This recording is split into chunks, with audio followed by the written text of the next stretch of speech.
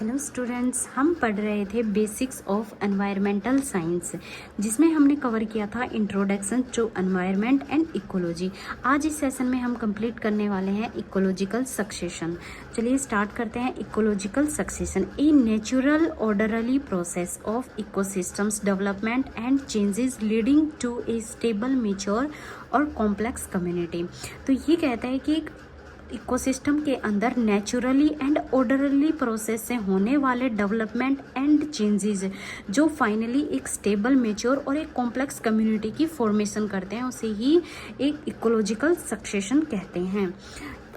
ये ecological succession दो type की होती है, एक प्राइमरी इकोलॉजिकल सक्सेशन और एक सेकेंडरी इकोलॉजिकल सक्सेशन। तो देखते हैं primary ecological succession occur in area where no previous life exist. तो ये कहता है कि वहाँ जहाँ पे ऐसे एरिए जहाँ पे पहले कोई लाइफ एग्जिस्ट नहीं करती थी, उसे कहते हैं प्राइमरी सक्सेशन। जैसे कि बार रॉक्स हो गया, लावा हो गया, न्यू पॉन्ड्स हो गया, ऐसे एरिए जहाँ पे कोई लाइफ एग्जिस्ट नहीं करते थे। इसमें कुछ टर्म्स आते हैं, जैसे कि पाइनोर कम्युनिटी। तो ये क्या होती है? First community to inhabit an area. Inhabit मतलब होता है निवास करना या रहना या एग्जिस्ट करना, मतलब ऐसी कम्युनिटी जो किसी एरिया पे पहली बार रहती है, उसे बोलते हैं पाइनोर कम्युनिटी। क्लाइमेक्स कम्युनिटी किसे बोलते हैं? Last and stable community. ऐसी कम्युनिटी जो बाद में डेवलप या चेंजेस होते होते उसमें एक फाइनल जो कम्युनिटी बनती है, उसे क्या बोलते हैं? क्लाइमैक्स कम्युनिटी बोलते हैं। सीरी क्या होती है? एंटायर सीरीज ऑफ कम्युनिटी, मतलब एक पाइनर कम्युनिटी से लेके जितनी भी स्टेजेस में डेवलपमेंट होते जाते हैं, जितने भी उसमें चेंजेस आते जाते हैं और एक फाइनली क्लाइमैक्स कम्युनिटी बन जाती है, वो जितने भी स्टेजेस में होती जाती है उसे ही सीरी बोलते हैं।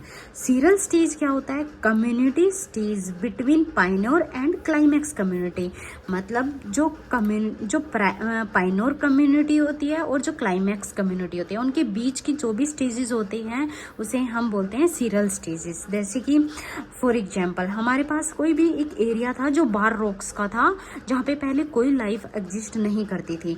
फाइनली वहाँ पे डेवलपमेंट होना स्टार्ट हो गया, कुछ चेंजेस स्टार्ट होने लग गए, लाइकेंस आए, देन स्मॉल एनल प्लांट्स की फॉर्मेशन होनी स्टार्ट हो गई, देन ग्रासेस की फॉर्मेशन स्टार्ट हो गई, देन सब्स की, एंड फाइनली एक ट्रीज।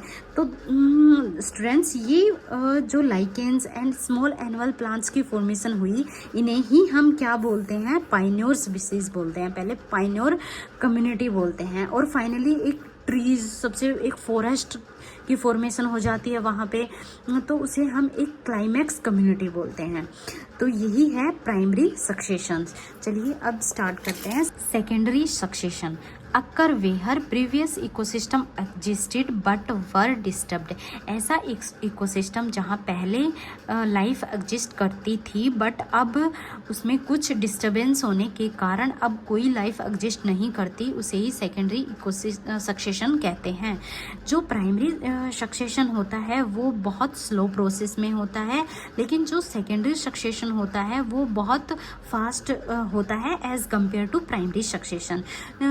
तो स्टूडेंट, जो प्राइमरी सक्सेशन होता है उसको एक कॉम्प्लेक्स कम्युनिटी की फॉर्मेशन करने में कम से कम हज़ारों साल तक लग जाते हैं, लेकिन जो सेकेंडरी सक्सेशन होता है उसको एक कॉम्प्लेक्स कम्युनिटी की दोबारा से फॉर्मेशन करने के लिए कम से कम 100 या 200 साल ही लगते हैं।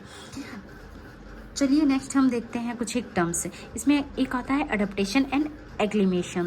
Adaptation characteristics that enhance survival and reproduction of an organism in a specific environment is called adaptation. ऐसे किसी ऑर्गेनिज्म के अंदर ऐसे कैरेक्टरिस्टिक्स होना जो जिस कंडीशन में रहता है, जो जिस एनवायरनमेंट में रहता है, उसके सर्वाइवल एंड रिप्रोडक्शन को एनहेंस कर सके, उसे ही अडेप्टेशन कहते हैं। इसके वर्ड में ही इसका मीनिंग है अडप्ट, मतलब अडप्ट करना किसी भी कंडीशन को, किसी भी एनवायरनमेंट को अकॉर्डिंग टू द सिचुएशन। इसके एग्जाम्पल देखते हैं, जैसे कि Allen's rule. Mammals in a cold climate have a shorter limb and ears to minimize heat loss. मतलब जो कोल्ड क्लाइमेट के अंदर जो मैमल्स होते हैं उनके छोटे छोटे लिम्स और ईयर्स होते हैं ताकि उनसे हीट लॉस कम हो। Then acclimatization, short term adjustment by an organism to environmental changes are called acclimatization. मतलब एनवायरमेंट के अंदर एक शॉर्ट पीरियड ऑफ टाइम के लिए चेंज आना और उसी शॉर्ट टाइम के लिए ऑर्गेनिज्म खुद को एडजस्ट करते हैं, उसे ही एक्लिमेटाइजेशन कहते हैं। नेक्स्ट हम देखते हैं इकोलॉजिकल निक। इसमें it is the role a species play in its ecosystem including where it lives, what it eats, how it interact with other organism and how it contributes to the environment. मतलब species का मतलब जो species होती हैं वो ecosystem में क्या role play करती हैं, कैसे वो रहती हैं, क्या वो खाती हैं, हाँ कैसे वो दूसरे ऑर्गेनिज्म के साथ इंटरेक्ट करती हैं और कैसे वो एनवायरनमेंट के साथ को कंट्रीब्यूट करती हैं। नेक्स्ट हम देखते हैं habitat, the specific physical environment where an organism live naturally. मतलब ऐसा एक हैबिटेट जहाँ पे कोई ऑर्गेनिज्म रहता है। मतलब बेसिकली हम इसको बोलते हैं उसकी जगह, उसका घर, उसका एरिया जहाँ पे कोई स्पीसीज रहता है। जैसे हम अपने गांव में रहते हैं या शहर में रहते हैं तो वो अपना एक हैबिटेट है। तो जो हैबिटेट होता है वो दो कैटेगरीज में कैटेगराइज्ड किया हुआ है। एक नंबर 1 टेरेस्ट्रियल हैबिटेट जो लैंड बेस्ड होता है, जैसे माउंटेन्स हो गया, डेजर्ट हो गया, ग्रासलैंड हो गया।